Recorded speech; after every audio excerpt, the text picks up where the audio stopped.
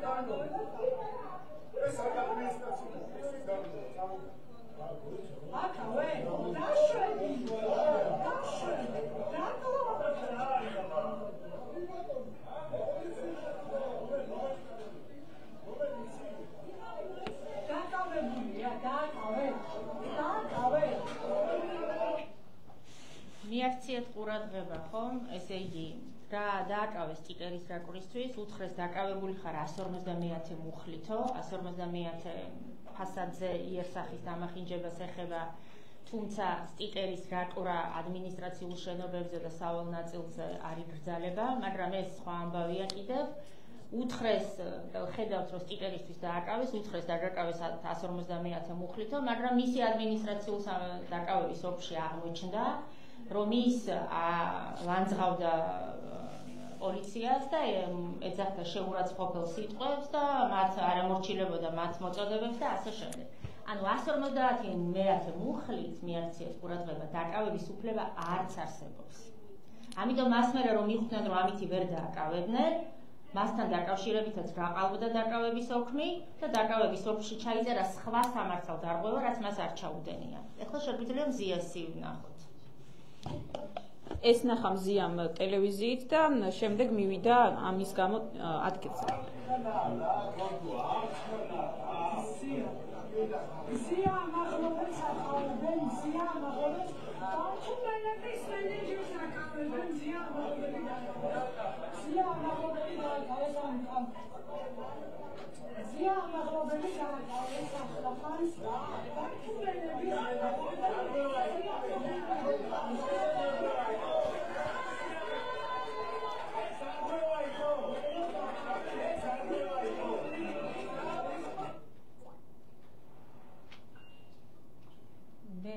მეორეც არის მზიას დაკავება.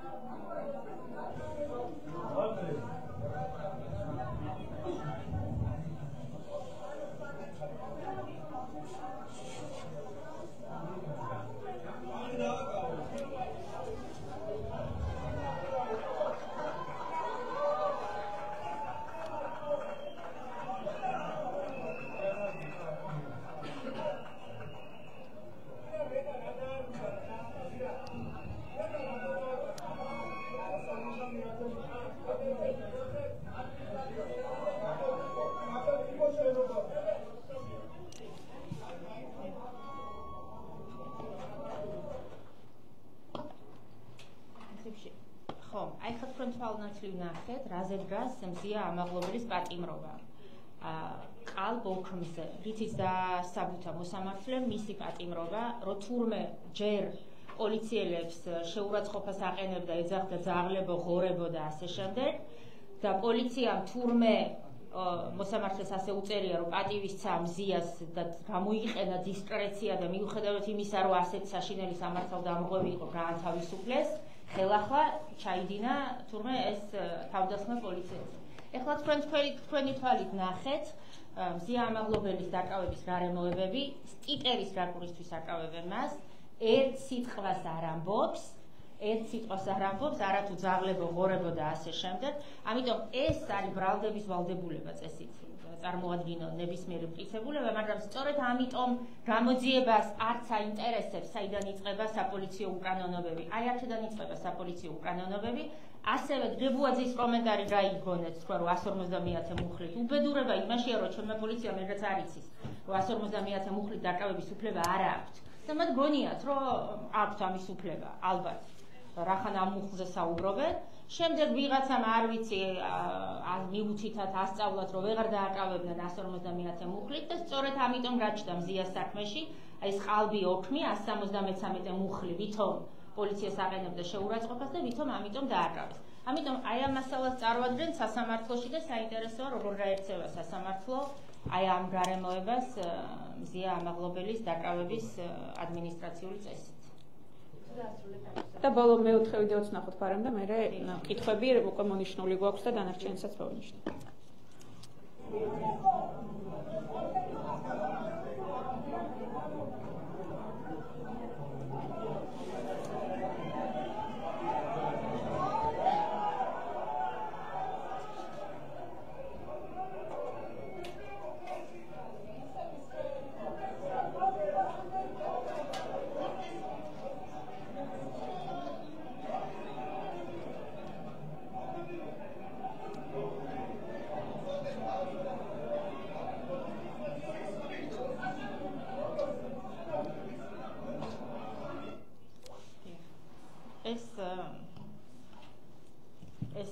ეს შეძახილები ჩვენთვის ცხადია, რომ ეს ბატონი დგებუაძის ხმა, ნებისმიერ შემთხვევაში პოლიციელის ხმა, ეს და აქ ჩანს კონკრეტული მუქარა და ასე ვთქვათ მიმართულება, რომ ახლა სისხლის წესით დავაკავებ, იმიტომ რომ სისხლის წესით დასაკავებელი არ იყო, ეს არ იყო დანაშაული, ასე ვთქვათ, სისხლის წესით და იყო ყველაზე მძიმე შემთხვევაში ადმინისტრაციული დარღვევა, მაგრამ აქ ცხადად ჩანს მუქარა რომ სისხლის წესით მისცემდნენ პასუხისმგებაში და ვთქვათ ეს მუქარა შეასრულეს კიდევაც. ეს ამ ვიდეოებთან დაკავშირებით, თუმცა გასაკვირველია ბოლო ეტაპზე არა მხოლოდ ეს სხვა არაერთ ვიდეო მასალას წარმოადგენთ ჩვენ ამ საქმეში, თქვა რომლის ამ ფორმატში განხილვა ვთქვათ დროის თვალსაზრისით არ იქნებოდა ეფექტური და ამიტომ მხოლოდ ეს ნაწილი გადაცანით, რაც უკანონო ადმინისტრაციულ სამართალდარღვევებს ეხება. ახლა შეკითხვებზე გავცემთ პასუხს, კითხვები რაც თქვენ დასვით აქედან ნაწილს მე უპასუხებ. პირველი კითხვა ეხებოდა ირაკლი დგებუაძე რომ იყო ნამდვილად შენობაში, ამას რა ადასტურებს.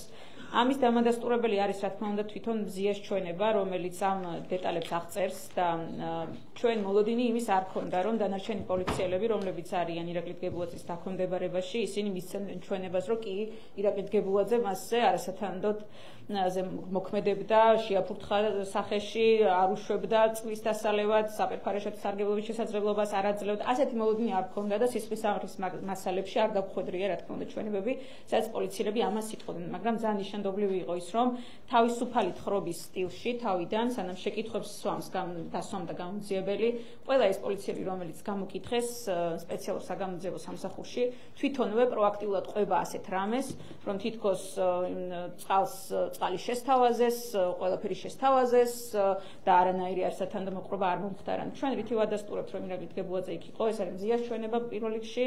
ეს არის მათ შორის ეს კადრები, სადაც ჩანს, რომ ისმის, რომ ეს სავარაუდოდ, რახან ჯერ ექსპერტიზა არ არის დადგენილი ვიტყვის სიტყვა სავარაუდოდ, მაგრამ ეს არის ირაკლი დგებუაძის ხმა, რომელიც ამბობს, რომ სისხლით უნდა დაუჭიროთ ეს ადამიანი და იგინება და ასევე ამ ყველაფერს ნათელს მოფენს ის კამერები და ის ჩანაწერები, რომელიც აქვს შინაგან საქმეთა სამინისტროს, მაგრამ ამ დრომდე გამოძიებას არ მისცა.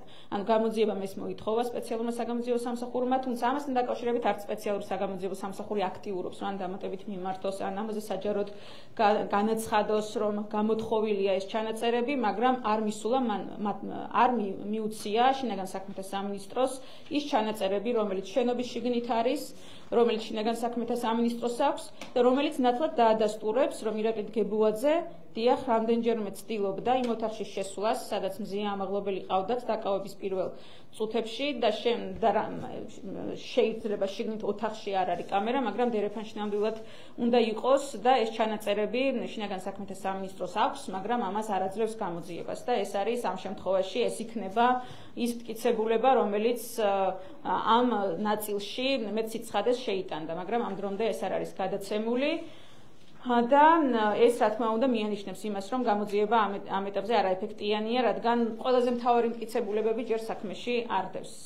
ეს რაც შეეხებოდა ირაკლი დგებუაძის შიგნით ყოფნის ფაქტს, ჩვენ სხვა მტკიცებულებების გუშინ გავეცანით ამ საქმეს და სხვა მტკიცებულებების მოძიებას ამ მიმართულებით შევეცდებით, რა თქმა უნდა, შესაძლოა არსებობდეს სხვა კადრებიც, რომელიც ადასტურებს, რომ შენობაში შევიდა ირაკლი დგებუაძე და ის გარეთ არ დარჩენილა. ყოველ შემთხვევაში დროის მოკლე პერიოდში ის შენობაში იყო და ასე იქცეოდა და ამასთან დაკავშირებით მათ შორის აღსანიშნავია ის, რომ აი ამ პირველ საათებში, როდესაც მზია ამაღლობელზე არასათანადო მოპყრობა ხორციელდებოდა, ადვოკატები მას გარეთ ელოდებოდნენ და ჰქონდათ მცდელობა შესვლის, რამდენჯერმე დარეკეს კიდეც და ცდილობდნენ შესვლას, მაგრამ დაახლოებით 3 საათის განმავლობაში, როდესაც მზიაზე არასათანადო მოპყრობა ხორციელდებოდა, ადვოკატებს არ უშვებდნენ მასთან, რაც არის, რა თქმა უნდა, ძალიან მნიშვნელოვანი, ძალიან საყურადღებო ფაქტი, ეს დარღვევა პირდაპირ მიანიშნებს იმას, რომ არასათანადო მოპყრობის პრევენცია დროულმა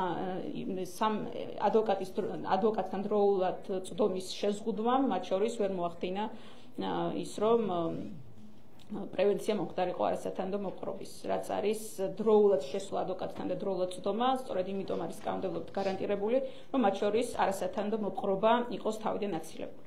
ეს ამ შემთხვევაში იყო ფუნდამენტური უფლება ადვოკატთან დროული წვდომის იყო ამ საქმეში დარღვეული სხვა დარღვევებთან ერთად.